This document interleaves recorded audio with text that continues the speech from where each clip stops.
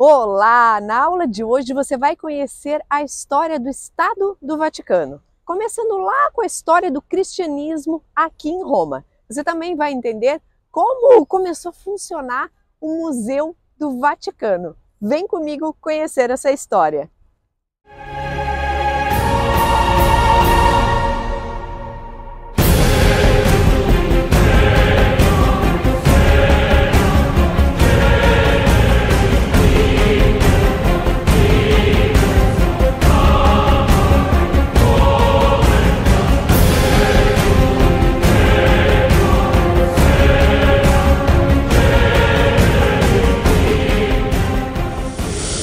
Antes de falarmos sobre o Estado papal em si, é importante a gente entender alguns eventos lá do início do cristianismo.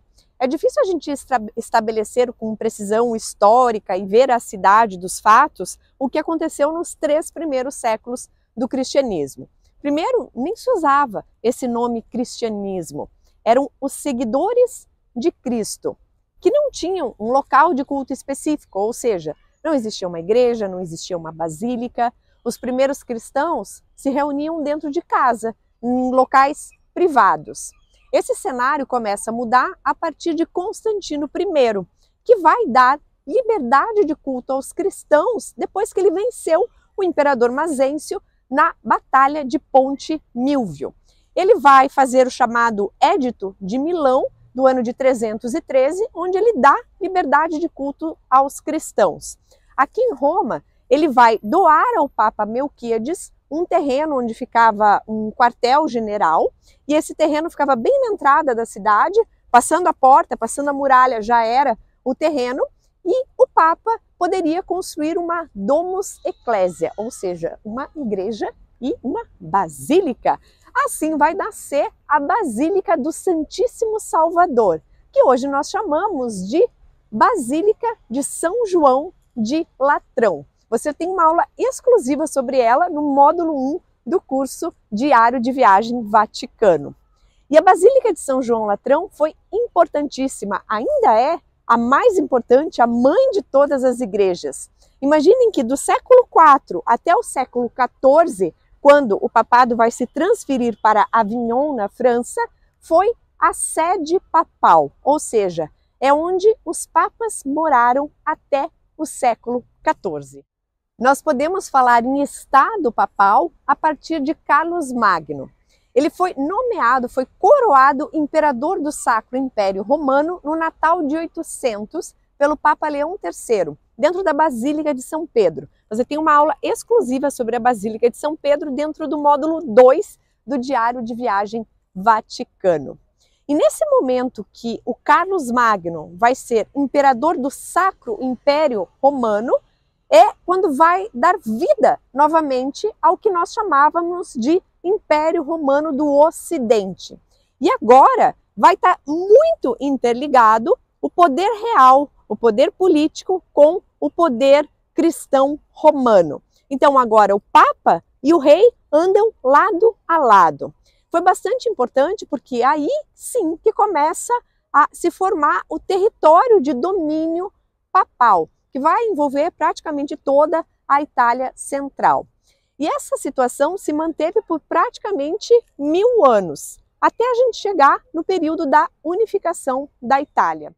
Em 1870, o Estado papal foi anexado ao Reino da Itália, quando as tropas do rei Vittorio Emanuele invadiram Roma e deixaram o Papa Pio IX em cativeiro, dentro da área do Vaticano, dentro das muralhas do Vaticano. Essas muralhas foram construídas pelo Papa Leão IV no século IX para proteger essa área da Basílica de São Pedro e do Vaticano. Claro que elas foram muito restauradas e reestruturadas ao longo dos séculos, mas é praticamente o que a gente vê hoje, essas muralhas que fecham o Vaticano.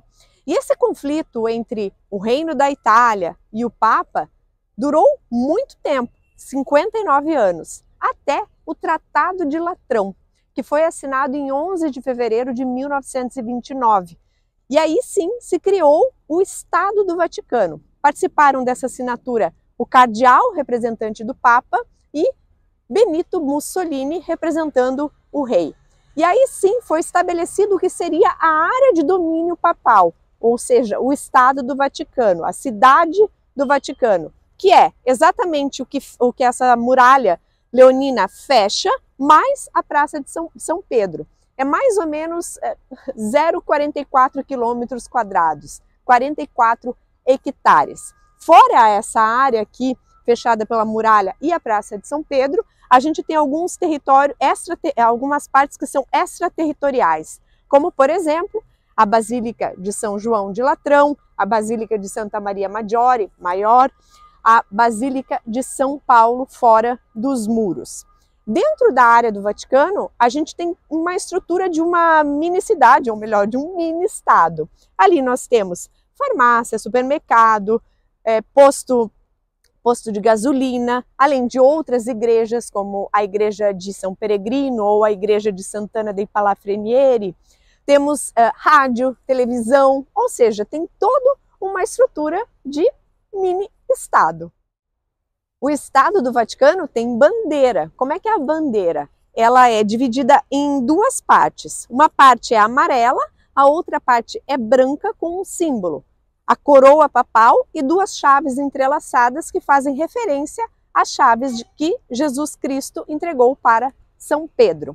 Então, em resumo, a primeira sede papal foi lá na Basílica de São João de Latrão, que também tinha um palácio apostólico, não exatamente esse que a gente vê hoje, porque ele foi reconstruído no século XVI.